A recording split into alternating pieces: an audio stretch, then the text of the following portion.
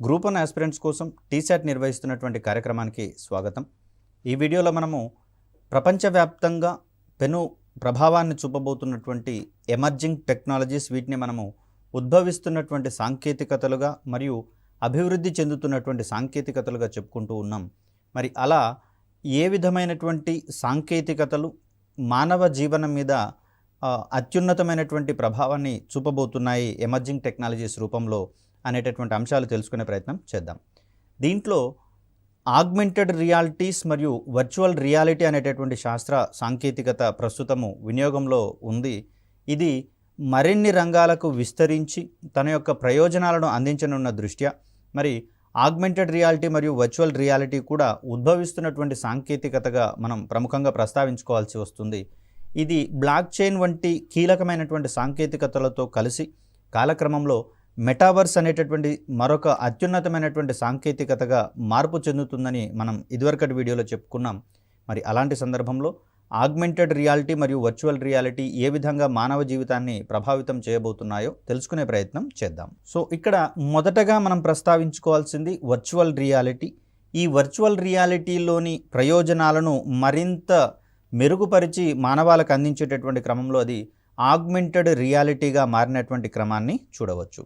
So ఇక్కడ virtual reality అనేది ఒక కాల్పనిక ప్రపంచంలో వాస్తవాలను పోలి ఉండేటటువంటి ఒక కాల్పనిక ప్రపంచంగా మనం ఇక్కడ చెప్పవచ్చు. వాస్తవాలను పోలి ఉండే అంటే ఏదైనా ఒక సీన్ని గనక మనం గమనిస్తే, ఒక చిత్రాన్ని గనక మనం గమనిస్తే, దీనిని కంప్యూటర్ సహాయంతో మరింత మెరుగుపరిచి మనకు అందించేటటువంటి ప్రక్రియగా వర్చువల్ రియాలిటీకి సంబంధించినటువంటి అంశాన్ని మనం ఇక్కడ గమనించవచ్చు. అంటే వాస్తవాలను పోలి ఉండే, వాస్తవ దృశ్యాలను పోలి ఉండే లేదా వాస్తవ సన్నివేశాలను పోలి ఉండేటటువంటి కంప్యూటర్ ద్వారా రూపొందించబడినటువంటి కాల్పనిక ప్రపంచానికి సంబంధించిన భావనలు వర్చువల్ రియాలిటీగా మన ముందుకు వచ్చేటటువంటి అంశాన్ని చూస్తూ ఉన్నాం. దీంట్లో ప్రధానంగా విఆర్ హెడ్సెట్ వంటి వాటిని ధరించడం ద్వారా ఈ సాంకేతికతకు సంబంధించినటువంటి అంశాలను వినియోగదారుడు ఎంజాయ్ చేసేటందుకు, అనుభవించేటందుకు అవకాశం అనేది ఉంటుంది. సో ఇది ప్రధానంగా చూస్తే గేమింగ్ ఇండస్ట్రీకి మాత్రమే పరిమితం కావడం అనేది చూస్తూ ఉన్నాం వర్చువల్ రియాలిటీకి సంబంధించినటువంటి ఈ సాంకేతికత. సో ముఖ్యంగా చూస్తే తదుపరి అసాధారణ సాంకేతిక ధోరణిగా వర్చువల్ రియాలిటీ అనేది, అదేవిధంగా ఆగ్మెంటెడ్ రియాలిటీ అనేది మనకు కనిపిస్తుంది. దీనిని మరింత విస్తృత పరిస్థితి ఎక్స్టెండెడ్ రియాలిటీ, మరొక రకంలో ఇది మిక్స్డ్ రియాలిటీగా కూడా పరిణామ క్రమాన్ని చెందినటువంటి క్రమాన్ని చూస్తూ ఉంటాం. Mixed reality. సో ఇక్కడ వర్చువల్ రియాలిటీ అనేది వినియోగదారుణ్ణి ఒక మిథ్యా వాతావరణంలో, వర్చువల్ అట్మాస్ఫియర్లో ముంచెత్తుతుండగా ఆగ్మెంటెడ్ రియాలిటీ ఆ వాతావరణాన్ని మరింత మెరుగుపరిచేటటువంటి క్రమంలో మనం గమనించవచ్చు. ప్రధానంగా వర్చువల్ రియాలిటీ అనేది గేమింగ్ ఇండస్ట్రీకి మాత్రమే పరిమితం కాగా ఆగ్మెంటెడ్ రియాలిటీ మరొక అడుగు ముందుకు వేసి మరిన్ని ఇతర విభాగాలకు కూడా దాని యొక్క ప్రయోజనాలు అందించేటటువంటి క్రమాన్ని మనం ఇక్కడ గమనించవచ్చు. టూరిజంకి సంబంధించి కావచ్చు, అదేవిధంగా గేమింగ్కి సంబంధించి కావచ్చు, ట్రైనింగ్స్కి సంబంధించి సైతము గణనీయమైనటువంటి మార్పులు ఆగ్మెంటెడ్ రియాలిటీ ద్వారా సాధ్యమయ్యేటటువంటి పరిస్థితులు మనం గమనిస్తూ ఉన్నాం. అదేవిధంగా చూస్తే కర్మాగారాలలోని కార్మికులు ఏవైనా యంత్రాల యొక్క విడిభాగాలను మరమ్మతులు చేసేటటువంటి క్రమంలో నిపుణులకు, సంబంధిత కార్మికులకు మధ్య ఒక అనుసంధాన వేదికగా ఆగ్మెంటెడ్ రియాలిటీ నిలవబోతుందనడంలో ఎటువంటి అతిశయోక్తి లేదు.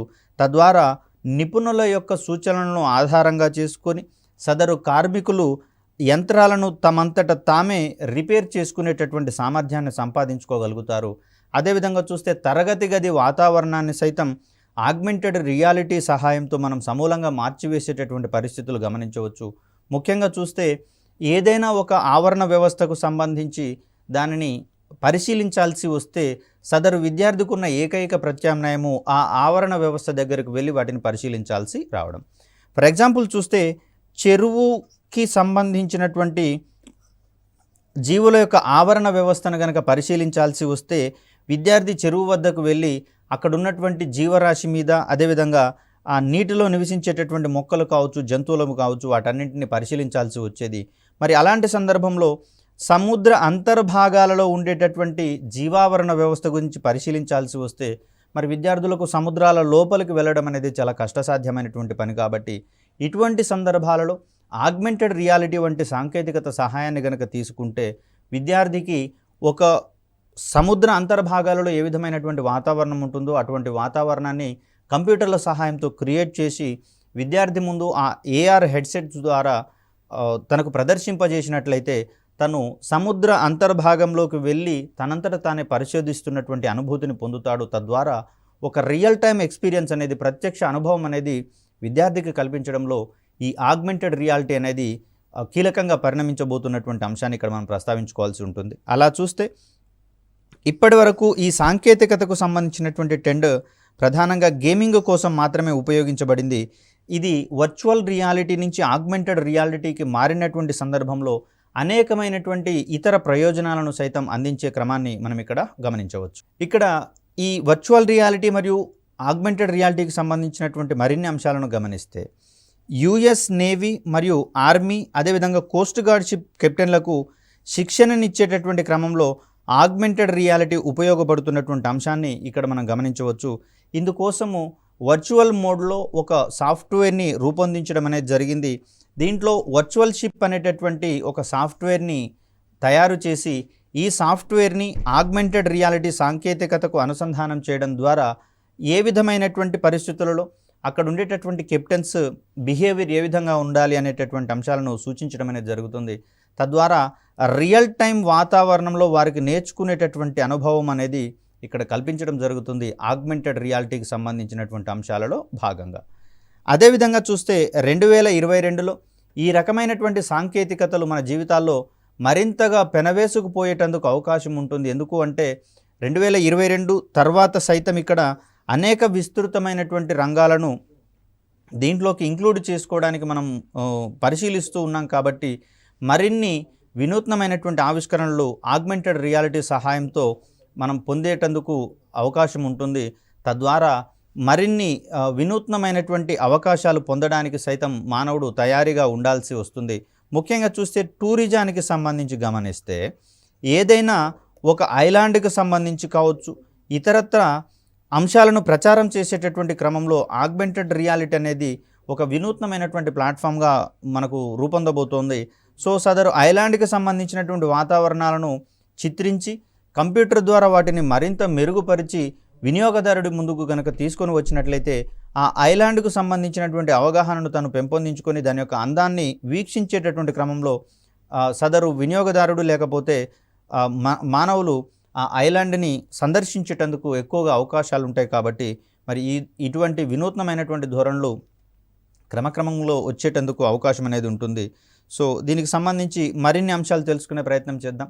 సో ఇక్కడ ఇతర అభివృద్ధి చెందుతున్నటువంటి సాంకేతికతలతో పోలిస్తే ఏఆర్ మరియు విఆర్ అనేటటువంటివి శిక్షణ కార్యక్రమాల్లోనూ, వినోదానికి సంబంధించిన కార్యక్రమాల్లోనూ, విద్య, మార్కెటింగ్ మరియు గాయపడినటువంటి వారికి ప్రథమ చికిత్స చేయడం వంటి అంశాలలో సైతం ప్రముఖంగా ఉపయోగించబడేటటువంటి వీలున్నట్లుగా మనకి ఇక్కడ కనిపిస్తూ ఉంది ఆగ్మెంటెడ్ రియాలిటీకి సంబంధించి.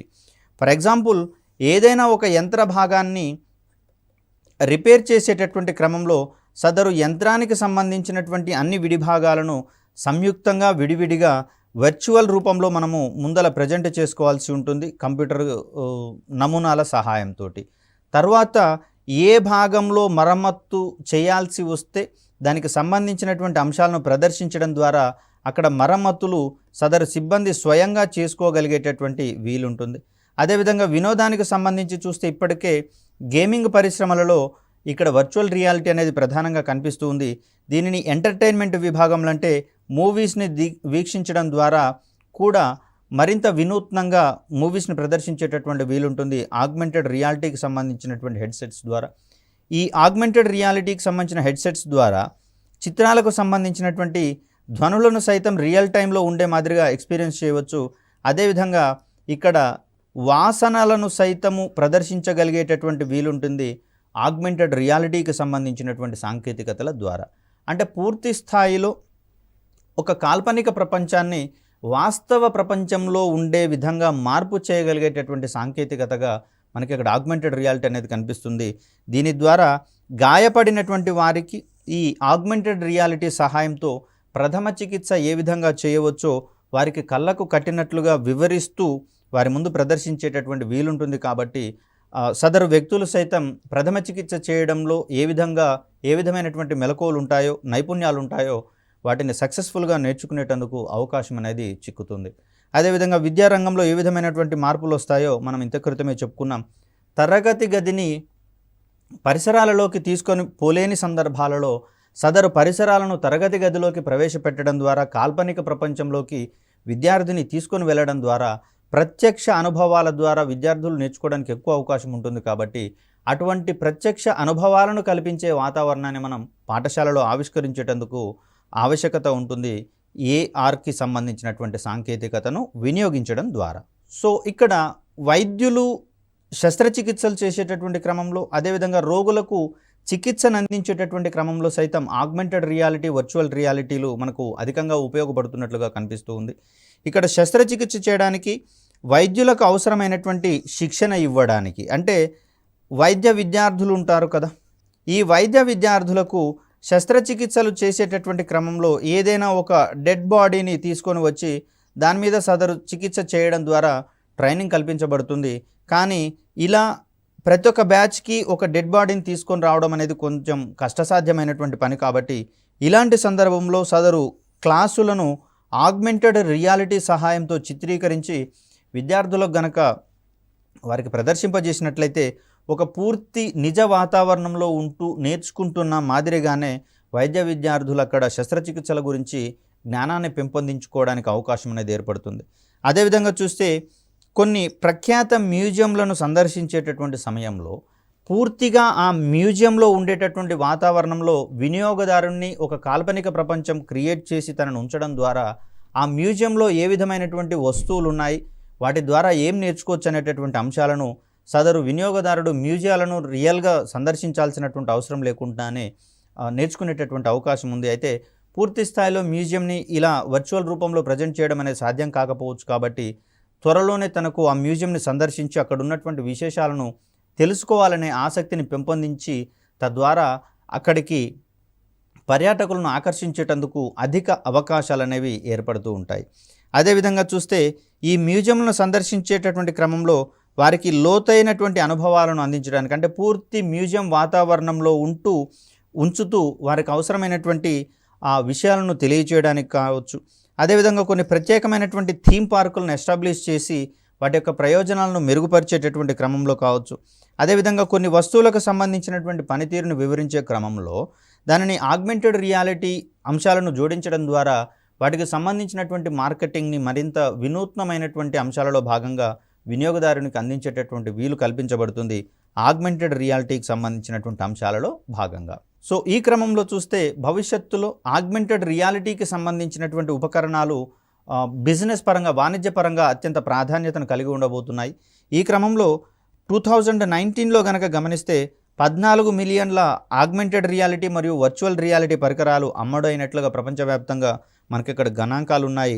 ఇదే ధోరణి 2022 నాటికి కనుక మనం గమనిస్తే గ్లోబల్ ఆగ్మెంటెడ్ రియాలిటీ మరియు వర్చువల్ రియాలిటీ మార్కెట్ $209.2 బిలియన్ పెరుగుతుందని ఒక అంచనా వేయడం అనేది జరిగింది. ఇక్కడ కేవలం కొన్ని ప్రాధాన్యత రంగాలకు మాత్రమే ఆగ్మెంటెడ్ రియాలిటీని విస్తరించిన క్రమంలో ఈ విధమైనటువంటి అభివృద్ధి కనబడుతూ ఉండగా మరిన్ని వినూత్నమైనటువంటి అంశాలను కనుక దీంట్లో మేళవించినట్లయితే అది మరిన్ని అభివృద్ధి అవకాశాలకు దారితీసేటటువంటి క్రమాన్ని గమనించవచ్చు. సో దట్ ఈ రెండు సాంకేతికతల ఫలితంగా భవిష్యత్తులో మెటావర్స్ అనేటటువంటి మరో సాంకేతికత ఉద్భవించనుంది. తద్వారా మరింత మెరుగైన కాల్పనిక వాతావరణంలో కాన్ఫరెన్సులు నిర్వహించడం, అదేవిధంగా చర్చాగోష్ఠులను నిర్వహించడం వంటివి మనకు సులభ సాధ్యం అనేది అవుతూ ఉంది.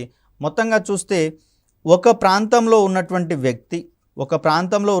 వ్యక్తి విదేశాలలో ఉన్నటువంటి తన మిత్రులతో మీటింగ్ చేసుకోవాల్సినటువంటి సందర్భంలో, మీటింగ్ అరేంజ్ చేసినటువంటి సందర్భంలో సదరు వ్యక్తి ఆ ప్రాంతం నుంచి విదేశాలకు వెళ్లకుండానే ఈ మెటావర్స్ సాంకేతికత ద్వారా తమ యొక్క అనుయాయులతో, మిత్రులతో కావచ్చు, బంధువులతో కావచ్చు ఒక మీటింగ్ని ఎస్టాబ్లిష్ చేసుకొని అందరూ కలిసి మాట్లాడుకుంటున్నట్టుగానే కాల్పనిక ప్రపంచంలో కలుసుకునేటందుకు వీలు కల్పించబడుతుంది. దీనికోసం ఒక ప్రత్యేకమైనటువంటి అవతార్ అనేటటువంటి వర్చువల్ క్యారెక్టర్స్ని సృష్టించడం అనేది జరుగుతుంది. సదరు ఈ వర్చువల్ క్యారెక్టర్స్ అన్నీ కూడా ఒక చోట గ్యాదర్ అయ్యి వారు రియల్ టైంలో మీటింగ్ పెట్టుకున్న మాదిరిగానే సంభాషించేందుకు అవకాశం ఉంటుంది.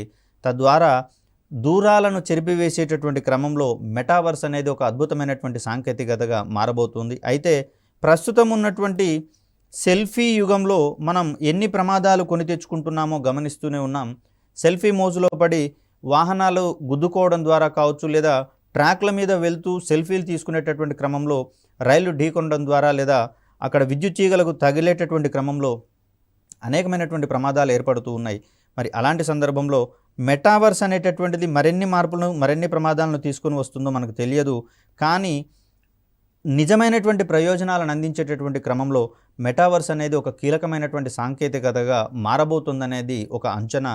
సరే, దుష్ప్రయోజనాలు ఏ విధంగా ఉన్నా కూడా దానికి సంబంధించి ప్రజలలో అవగాహనను పెంపొందించడం ద్వారా వారిని సక్రమంగా సదరు సాంకేతికతలను వినియోగించడం పట్ల వారిని సుముఖులుగా చేయవచ్చు. నష్టాలు ఏమైనా ఉంటే వాటిని సాధ్యమైనంత కనిష్ట స్థాయిలకు తగ్గించుకోవడం ద్వారా సదరు సాంకేతికతకు ఆదరాభిమానాలను పెంపొందించేటటువంటి క్రమాన్ని మనం వేగవంతం చేయవచ్చు. ఇక్కడ ఉద్భవిస్తున్నటువంటి మరొక సాంకేతికతగా క్వాంటమ్ కంప్యూటింగ్ అనేది కనిపిస్తుంది. ముఖ్యంగా చూస్తే ఇది క్వాంటమ్ మెకానిక్స్కి సంబంధించినటువంటి భావనలను మరింత అభివృద్ధి చేయడం అనేది జరిగింది. ఇక్కడ సాంప్రదాయ కంప్యూటింగ్ రంగాలలో ఉన్నటువంటి లోటుపాట్లన్నీ ఇక్కడ పూర్తి స్థాయిలో తొలగించబడి అక్కడ పటిష్టమైనటువంటి కంప్యూటింగ్ వ్యవస్థలను ఎస్టాబ్లిష్ చేసేందుకు అవకాశం అనేది మనకు దొరుకుతుంది. సో అలా చూస్తే తదుపరి విశేషమైనటువంటి సాంకేతికతగా మనకు క్వాంటమ్ కంప్యూటింగ్ అనేది కనిపిస్తూ ఉంది. ఇది క్వాంటమ్ మెకానిక్స్ ఆధారంగా రూపొందిన ఒక రకమైనటువంటి కంప్యూటింగ్ వ్యవస్థగా కనిపిస్తూ ఉంది. ఈ అద్భుతమైనటువంటి సాంకేతికత ధోరణి కరోనా వైరస్ యొక్క వ్యాప్తిని నిరోధించడంలో మరియు సంభావ్య వ్యాక్సిన్లను అభివృద్ధి చేయడంలో క్రియాశీలమైనటువంటి పాత్ర పోషించినట్లుగా మనం ఇక్కడ గమనించవచ్చు. ముఖ్యంగా చూస్తే వ్యాక్సిన్ని వినియోగించేటటువంటి క్రమంలో తొలుత దానిని అభివృద్ధి పరచాలి, తర్వాత దాని మీద కొన్ని క్లినికల్ ట్రయల్స్ వేయాల్సి ఉంటుంది. అదేవిధంగా దీన్ని మానవుల మీద ప్రయోగాలు చేయాల్సి వస్తుంది. కొన్ని పూర్తి కంట్రోల్డ్ మేనర్లో, అంటే పూర్తి పర్యవేక్షణలో, వైద్య పర్యవేక్షణలో మానవుల మీద ట్రయల్స్ వేయాల్సి వస్తుంది. ఇవన్నీ సక్సెస్ అయిన తర్వాత మాత్రమే సాధారణ మానవాళికి అందరికీ కూడా వ్యాక్సిన్లను అందుబాటులోకి తీసుకొని వచ్చేటటువంటి క్రమాన్ని మనం చూస్తాం. మరి ఇలా చూస్తే మనకు సుమారుగా ఒక వ్యాక్సిన్ అభివృద్ధిలో 3 నుంచి 5 సంవత్సరాల కాలం పట్టేందుకు అవకాశం ఉంది. పూర్తి రిజల్ట్స్ రావడానికి 10 years వరకు పట్టేందుకు అవకాశం ఉంది. మరి కరోనా వంటి పాండమిక్ తీవ్రత పెరుగుతున్నటువంటి నేపథ్యంలో మరిన్ని సంవత్సరాలు ఒక వ్యాక్సిన్ కోసం వేచి చూడడం అనేది, ముఖ్యంగా చూస్తే మానవాళి యొక్క ప్రాణాలకు ప్రమాదం ఏర్పడేందుకు అధిక అవకాశాలు ఉంటాయి. కాబట్టి మరి ఇలాంటి సందర్భాలలో సాంకేతికత యొక్క సహాయం తీసుకుంటూ సంబంధిత వేచి చూడాల్సినటువంటి సమయాన్ని గణనీయంగా తగ్గించుకునేందుకు మనకు అవకాశం అనేది ఉంటుంది. మరి దీనిని సమూలంగా మార్చివేసేటటువంటి క్రమంలో కేంద్ర ప్రభుత్వము వర్చువల్ ల్యాబ్స్ని ఎస్టాబ్లిష్ చేయడం అనేది జరిగింది. అంటే ఇది పూర్తిగా కంప్యూటర్ సహాయంతో ఒక కల్పించబడినటువంటి రసాయన శాస్త్ర ప్రయోగశాలలుగా మనం గమనించవచ్చు. అంటే ఏవైనా 2 కాంపోనెంట్స్ని యాడ్ చేసినప్పుడు, మిక్స్ చేసినప్పుడు ఆ రెండింటి యొక్క కలయిక ఫలితంగా మరే ఉత్పన్నాలు రాబోతున్నాయో ఈ వర్చువల్ ల్యాబ్ల ద్వారా విద్యార్థి రియల్ టైంలో చేసిన మాదిరిగానే చూస్తూ నేర్చుకునేటందుకు అవకాశం అనేది కలుగుతుంది. అలా ఈ వ్యాక్సిన్ల యొక్క పనితీరుని సైతం నిర్ధారించేటటువంటి క్రమంలో దాని యొక్క పనితీరు సంబంధిత రోగకారక క్రిముల మీద ఏ విధంగా ఉందో అబ్జర్వ్ చేయడానికి ఇటువంటి వేదికలు అనేవి మనకు క్లియర్గా ఉపయోగపడతాయనడంలో ఎటువంటి సందేహం లేదు. తద్వారా వ్యాక్సిన్ డెవలప్ చేసేటటువంటి క్రమంలో అవసరమైనటువంటి కొన్ని అంచెలను కుదించి త్వరితగతిన మానవాళికి వ్యాక్సిన్లను అందించేందుకు మనకు ఎక్కువ అవకాశాలు అనేవి ఏర్పడతాయి. ఇక్కడ క్వాంటమ్ కంప్యూటింగ్కి సంబంధించి చూస్తే మూలాలతో సంబంధం లేకుండా డేటాను సులభంగా పరిశీలించడం, పర్యవేక్షించడం, విశ్లేషించడం మరియు చర్య తీసుకోవడం వంటి సామర్థ్యాలను ఇక్కడ మనకు ఈ క్వాంటమ్ కంప్యూటింగ్ అనేది అందిస్తూ ఉంది. ముఖ్యంగా చూస్తే సాంప్రదాయ కంప్యూటింగ్లో డేటాను మనం అందించిన తర్వాత ఇక్కడ ఉన్నటువంటి CPU ద్వారా దానిని ప్రాసెస్ చేయడం, అదేవిధంగా వచ్చినటువంటి ఇన్ఫర్మేషన్ని అవుట్పుట్ రూపంలో అందించడం అనేది మనం చూస్తూ ఉన్నాం. ఈ క్రమంలో చూస్తే మరింత మెరుగైనటువంటి సురక్షితమైనటువంటి వ్యవస్థలో భాగంగా సదరు చర్యలను మనం చేపట్టేటందుకు వీలుంటుంది క్వాంటమ్ కంప్యూటింగ్ ద్వారా. ఇక్కడ క్వాంటమ్ కంప్యూటింగ్ అప్లికేషన్స్లను మనం బ్యాంకింగ్, ఫైనాన్స్ మరియు క్రెడిట్ రిస్క్ని నిర్వహించేటటువంటి క్రమంలో, అదేవిధంగా అధిక ఫ్రీక్వెన్సీ ఉండే అంటే అధిక మొత్తంలో ట్రేడింగ్ జరిగేటటువంటి అంశాలలో భాగంగా దీన్ని మనం చూడవచ్చు. అదేవిధంగా జరుగుతున్నటువంటి సైబర్ మోసాలను సకాలంలో గుర్తించగలిగితే వాటిని నివారించడానికి సైతం అమితమైనటువంటి అవకాశాలు ఉంటున్నటువంటి దృష్ట్యా మరి ఈ రంగాలలో క్వాంటమ్ కంప్యూటింగ్ని గనక మనం వినియోగించగలిగితే సదరు మోసాలను కనిష్ట స్థాయిలోకి మనం పరిమితం చేసేందుకు అవకాశం దొరుకుతుంది. తద్వారా వినియోగదారులు ఇతరుల మోసాలకు గురి కాకుండా కాపాడుకునేటటువంటి అవకాశం మనకు లభిస్తుంది క్వాంటమ్ కంప్యూటింగ్ వంటి వ్యవస్థల ద్వారా. ఇప్పటికే చైనా ఈ క్వాంటమ్ కంప్యూటింగ్ విభాగంలో విస్తృతమైనటువంటి పరిశోధనలు చేపట్టడం అనేది చూస్తూ ఉన్నాం. ఇది ఒక అడుగు ముందుకు వేసి క్వాంటమ్ కంప్యూటింగ్ రంగంలో సూపర్ కంప్యూటర్లను సైతం ఎస్టాబ్లిష్ చేయాలనేటటువంటి ప్రయత్నాల్లో మునిగి ఉన్నట్లుగా మనకు తెలుస్తుంది. తద్వారా శత్రు దుర్భేద్యమైనటువంటి పరిస్థితులలో సమాచార ప్రసారం అనేది ఒక ప్రాంతం నుంచి మరొక ప్రాంతానికి పూర్తి సెక్యూర్డ్ మేనరిజంలో ప్రవేశపెట్టేటందుకు కూడా అవకాశం దొరుకుతుంది. కాబట్టి ఇది ఒక ఉద్భవిస్తున్నటువంటి సాంకేతికతగా మనకి ఇక్కడ చెప్పుకుంటూ ఉన్నాం. ఇది రాబోయేటటువంటి కాలంలో మరింత విస్తృతమైనటువంటి లోతైన పరిశోధనల ద్వారా మానవాళికి మరిన్ని ప్రయోజనాలను అందించేటటువంటి ఒక సువర్ణావకాశంగా మారబోతోంది. సో ఇక్కడ క్వాంటమ్ కంప్యూటింగ్కి సంబంధించి మరికొన్ని అంశాలను పరిశీలిస్తే క్వాంటమ్ కంప్యూటర్లు ఇప్పుడున్నటువంటి సాధారణ కంప్యూటర్ల కంటే చాలా రెట్లు వేగవంతంగా ఉంటున్నట్లుగా మనం ఇక్కడ చూస్తున్నాం.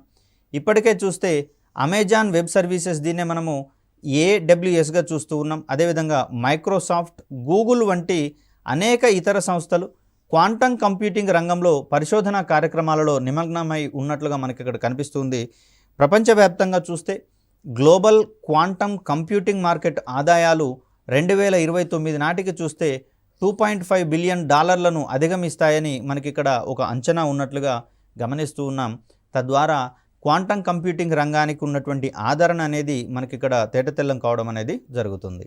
ఇక్కడ క్వాంటమ్ కంప్యూటింగ్తో పాటుగా మరింత విస్తృతమైనటువంటి ప్రయోజనాలు అందించే ఒక వ్యవస్థగా ఎడ్జ్ కంప్యూటింగ్ అనేది మనకి ఇక్కడ కనిపిస్తూ ఉంది. సాంకేతిక రంగంలో గత కొన్నేళ్లుగా క్లౌడ్ కంప్యూటింగ్ అనేది తనదైనటువంటి పాత్ర పోషిస్తోంది. ఇది అందరికీ తెలిసినటువంటి విషయమే. కొన్ని ప్రత్యేకమైనటువంటి సందర్భాలలో క్లౌడ్ వేదికలలో పొందుపరచబడినటువంటి సమాచారాన్ని మనం యాక్సెస్ చేసుకొని సదరు పరిశీలనలు చేయాల్సి వస్తుంది. ఫర్ సపోజ్ ఒక రోగికి సంబంధించినటువంటి వైద్య చరిత్రను ఏదైనా ఒక క్లౌడ్ వేదికలలో నిక్షిప్తం చేసిన తర్వాత సదరు రోగికి ఏ విధమైనటువంటి చికిత్సను అందించాలనేటటువంటి క్రమంలో ఆ వైద్య చరిత్ర అనేది ఇతర క్లౌడ్ వేదికల్లో నిక్షిప్తమైంది కదా, దానిని మనం తిరిగి యాక్సెస్ చేసుకొని ఒక యాక్షన్ ప్లాన్ని రూపొందించుకోవాల్సి వస్తుంది. మరి ఇలా ఈ వైద్య చరిత్రను యాక్సెస్ చేసేటటువంటి క్రమంలో ఏమైనా జాప్యం ఏర్పడితే అక్కడ సత్వర నిర్ణయాలు తీసుకోవడంలో కొంత వెనుకబడిపోయేందుకు, వైఫల్యం చెందేటందుకు ఎక్కువ అవకాశాలు అనేవి ఉంటాయి. మరి ఇలాంటి అవకాశాలన్నింటినీ కనిష్ట స్థాయికి పరిమితం చేసేటటువంటి ఒక ఆల్టర్నేట్ ప్రత్యామ్నాయ సాంకేతికతగా మనకి ఇక్కడ ఎడ్జ్ కంప్యూటింగ్ అనేది కనిపిస్తూ ఉంది. ప్రధానమైనటువంటి అంశాల్లో భాగంగా చూస్తే ప్రధాన ప్లేయర్లుగా మనకి ఇక్కడ అమెజాన్ వెబ్ సర్వీస్, అదేవిధంగా మైక్రోసాఫ్ట్కి సంబంధించి అజూర్, గూగుల్ క్లౌడ్ ప్లాట్ఫామ్ వంటివి ప్రస్తుతం మార్కెట్లో ఆధిపత్యం చెలాయిస్తున్నట్లుగా కనిపిస్తూ ఉన్నాయి. అదేవిధంగా చూస్తే భవిష్యత్తులో మరిన్ని వ్యాపారాలు క్లౌడ్ సొల్యూషన్స్కి మారుతున్నటువంటి కారణంగా క్లౌడ్ కంప్యూటింగ్ అనేటటువంటిది మనకు ఇంకా విస్తృతం అయ్యేటందుకు అవకాశాలు అనేవి కనిపిస్తూ ఉన్నాయి. అయితే క్లౌడ్ కంప్యూటింగ్ అనేది గత 10 సంవత్సరాలుగా మనకు ఒక కీలకమైనటువంటి సాంకేతికతగా మారుతూనే ఉంది.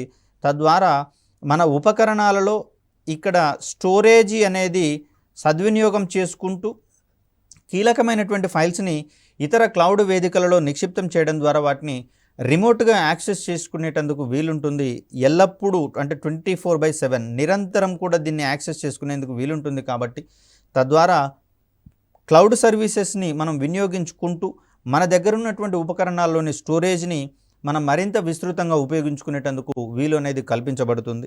సో ఇక్కడ ఈ సాంకేతికత అనేది కాలక్రమంలో అంటే క్లౌడ్ కంప్యూటింగ్ సాంకేతికత అనేది తనకున్నటువంటి పరిమితుల దృష్ట్యా భవిష్యత్తులో ఎడ్జ్ కంప్యూటింగ్గా మారేటటువంటి క్రమాన్ని మనం ఇక్కడ గమనిస్తూ ఉన్నాం. అంటే ఎక్కడో ఉన్నటువంటి క్లౌడ్ వేదికలలోని సమాచారాన్ని మనము యాక్సెస్ చేసుకునేటటువంటి క్రమంలో ఎటువంటి డిలే లేకుండా యాక్సెస్ చేసుకునేటటువంటి సాంకేతికతగా మనకి ఇక్కడ ఎడ్జ్ కంప్యూటింగ్గా మారనున్నటువంటి క్రమం చూస్తూ ఉన్నాం.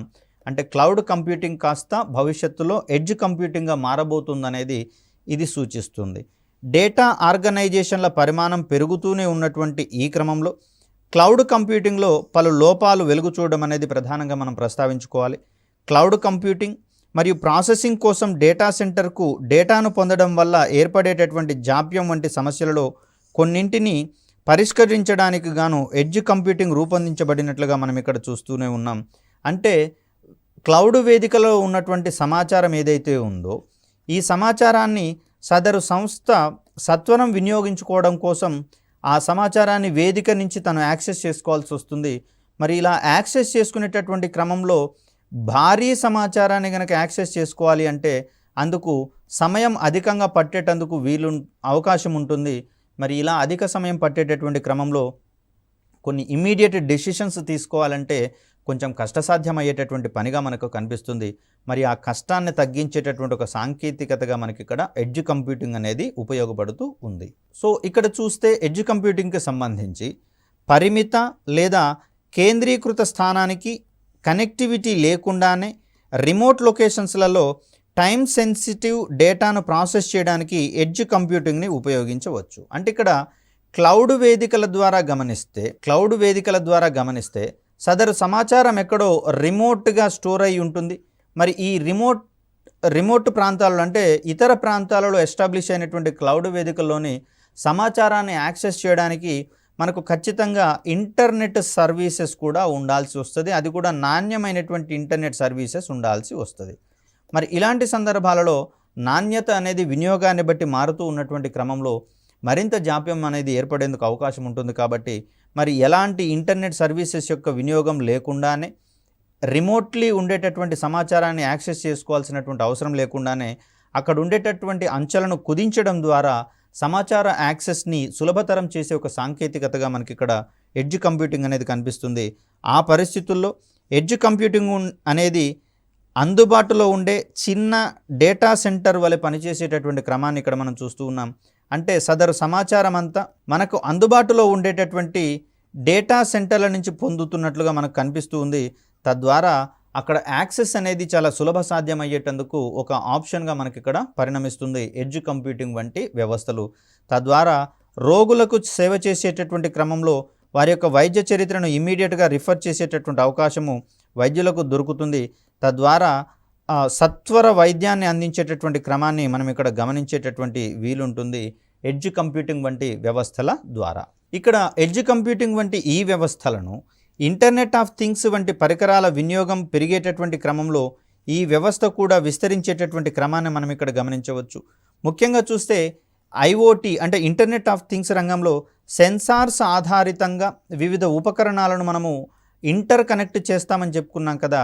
మరి ఈ సందర్భంలో సదరు ఉపకరణాలు తమ దైనందిన జీవితంలో ఉండేటటువంటి కార్యక్రమాలను పరిశీలించుతూ అదేవిధంగా అవి పనులను చేసేటటువంటి క్రమంలో స్వీయ అనుభవాలను సైతం పెంపొందించుకునేందుకు అవకాశం ఉంది కదా. సపోజ్ చూస్తే రోబోటిక్స్ రంగంలో ఇటువంటి అనువర్తనాలు ఎక్కువగా వచ్చేందుకు అవకాశం ఉంది. దీన్ని ఒక అడుగు ముందుకు వేసి రోబోటిక్ ప్రాసెసింగ్ ఆటోమేషన్ వంటి సాంకేతికతలను మనం ఎస్టాబ్లిష్ చేసుకోవడం అనేది జరిగింది. తద్వారా రోబోలు మానవుని మాదిరిగానే స్వయంగా ఆలోచించగల స్వయంగా పనులను చేసుకోగలిగేటటువంటి సాంకేతికతలను సంపార్జించుకుంటాయి. మరొక అడుగు ముందుకు వేసి మానవుల మాదిరిగానే ఇవి విషయాలను తమంతట తామే నేర్చుకోగలిగేటటువంటి అవకాశాలను పెంపొందించుకుంటాయి. మరి ఇలాంటి సందర్భంలో అవి వాటి యొక్క అనుభవాలను ఏదో ఒక క్లౌడ్ స్టోరేజ్ డివైజెస్లలో కావచ్చు నిక్షిప్తం చేసుకోవాల్సి వస్తుంది.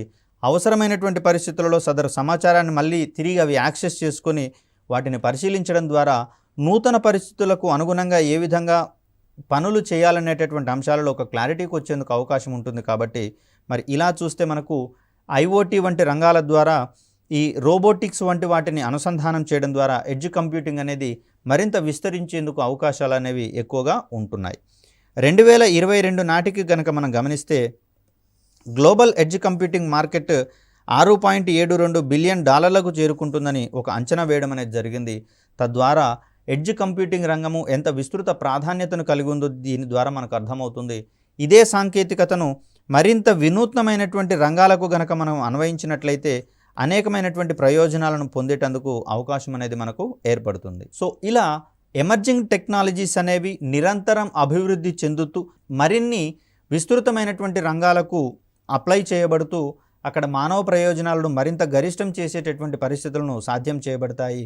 తద్వారా అనేకమైనటువంటి ప్రయోజనాలను మానవాళి పొందేందుకు అవకాశం ఉంటుంది తనకు అందుబాటులో ఉన్నటువంటి సాంకేతికతను వినియోగించుకుంటూ. కొన్ని సందర్భాలలో ఇవి గత కొంతకాలం నుంచి వెలుగు చూస్తూ ఉన్నా కూడా విస్తరించబడినటువంటి ప్రాధాన్యత రంగాలను మరిన్ని తనలో చేర్చుకుంటూ ఇవి మానవులకు మరింత సేవలను ఎక్స్టెండ్ చేసేటటువంటి అవకాశాలను కల్పించబడతాయి సదరు ఎమర్జింగ్ టెక్నాలజీస్ అనే విభాగం ద్వారా. మరిన్ని ఎమర్జింగ్ టెక్నాలజీకి సంబంధించినటువంటి అంశాలను రాబోయే వీడియోల్లో తెలుసుకునే ప్రయత్నం చేద్దాం. అప్పటి వరకు సెలవు. ధన్యవాదాలు.